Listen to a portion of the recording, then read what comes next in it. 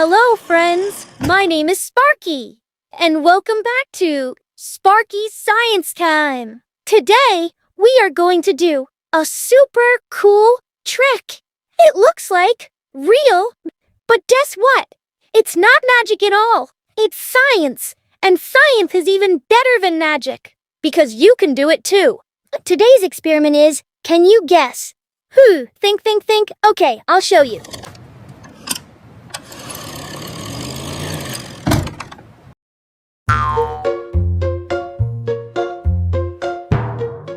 Pip, did you know water can actually walk? Beep! Water has no legs. That is illogical.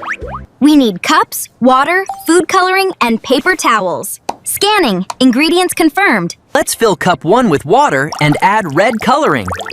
Cup 2 staying empty? That is strange.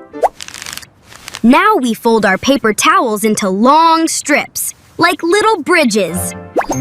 Placing bridge between cup 1 and cup 2, and another one between cup 2 and cup 3. There! Now we just wait and watch what happens. Color is climbing. Whoa, look! The red is creeping up the towel. It's going all the way over and dripping into the empty cup. Water! Is walking. Look! The middle cup turned purple. Red and blue mixed. This is amazing! Let's break it down. Paper towels are full of teeny tiny tunnels we can't even see. So the water climbs through the tiny tunnels. All by itself? It's called capillary action. Water grabs onto the paper and climbs. That was incredible! Logging as best walking water ever!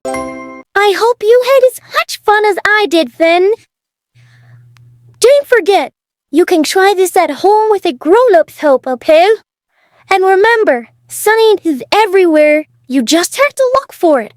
This was Sparky saying bye-bye, and I'll see you in the next experiment.